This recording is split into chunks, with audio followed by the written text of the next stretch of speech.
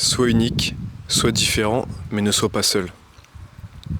Ces derniers temps avec mes potes, on parle vachement du fait de vivre en communauté, de faire des projets en communauté, des vrais projets. Et surtout, je me suis rendu compte que c'était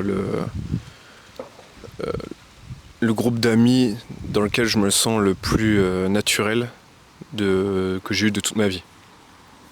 Et du coup, j'avais envie de parler du fait de comment se faire des amis et comment rencontrer des personnes comme ça en fait.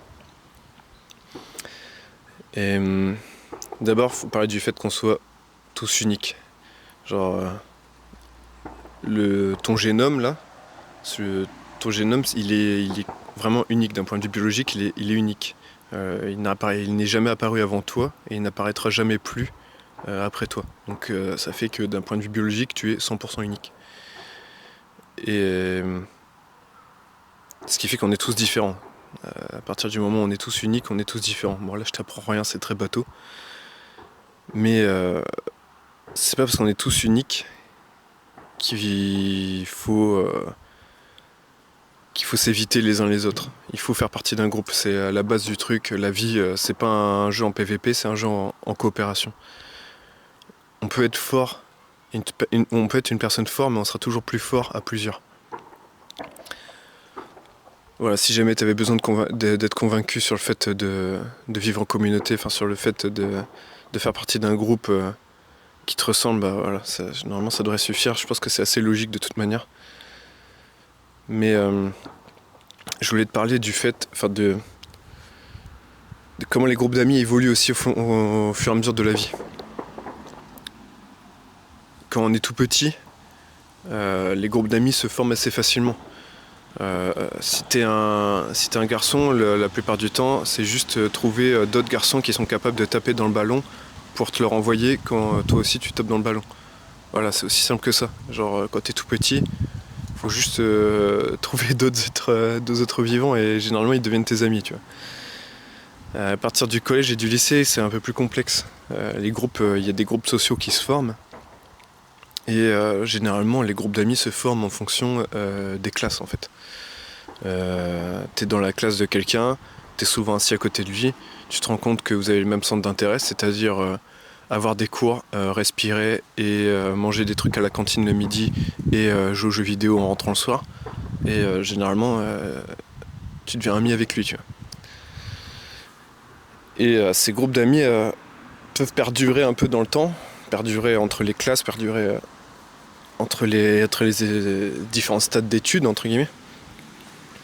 Mais une fois arrivé dans la vie adulte, les complexités des groupes d'amis explosent. Généralement, tu restes ami avec tes potes du collège, du lycée, mais moi, de mon expérience, c'était un peu, entre guillemets, par nostalgie, tu vois. Genre, plus je grandissais, plus je me rendais compte que mes centres d'intérêt étaient différents.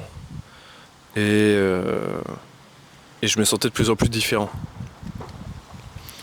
Mais malgré ça, on est fait pour vivre en groupe. Donc je restais parmi eux, quoi. Mais je me sentais pas moi-même. Et il m'a fallu quelques temps pour passer le cap. Et j'ai eu plusieurs groupes d'amis comme ça.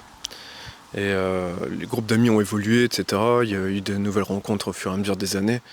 Et certains sont restés, tu vois. J'ai encore un groupe d'amis parmi lesquels je suis devenu plus ou moins un alien, hein, parce qu'on n'a plus du tout les mêmes centres d'intérêt, mais c'est toujours des personnes avec qui j'apprécie échanger et avec qui j'apprécie passer du temps.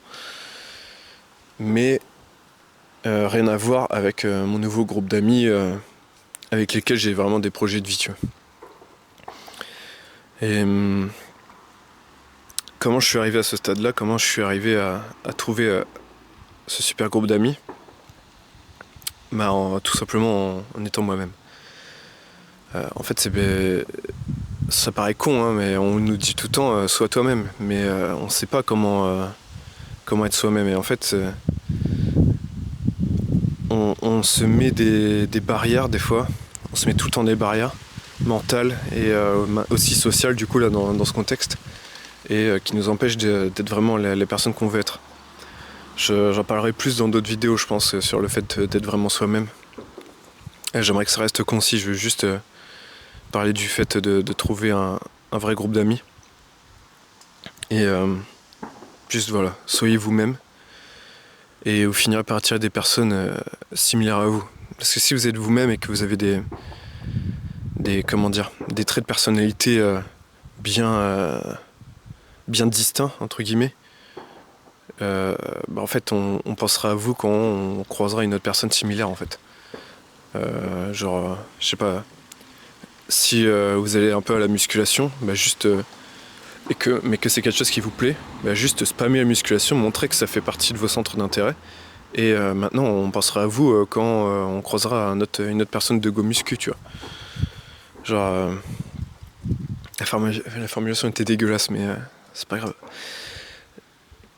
Ce que je veux dire, c'est que vivez pleinement vos passions.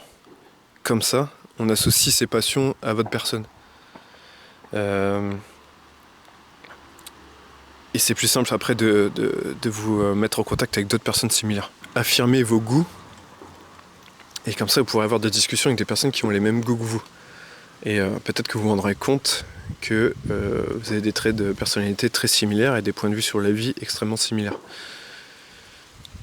Et ça vaut dans la vraie vie, parce que c'est l'idéal de rencontrer d'autres personnes comme ça dans la vraie vie. Mais ça marche aussi sur les réseaux. N'ayez pas peur de contacter des personnes sur les réseaux qui ont les mêmes points de vue que vous. Genre si vous voyez des personnes dans des commentaires ou que vous voyez des personnes qui créent du contenu sur un sujet qui vous plaît, n'ayez pas peur de les contacter, même si c'est des personnes qui ont 100 000 abonnés ou je sais pas quoi. Évidemment, des personnes avec moins de présence sur les réseaux sont vachement plus accessibles. Mais c'est en discutant avec ce genre de personnes que vous pourrez rencontrer justement des personnes dans la vraie vie qui partagent les mêmes intérêts que vous. Et je pense que faire partie de communautés en ligne aussi, ça peut être une bonne chose, mais ça doit pas être un but final. Pour avoir un vrai groupe d'amis, il faut absolument les rencontrer en vrai à un moment ou à un autre, quoi. Et du coup, oui, je trouve que les communautés en ligne ont un peu des limites. Mais je trouve que c'est quand même une bonne façon de vous rendre compte que vous n'êtes pas seul.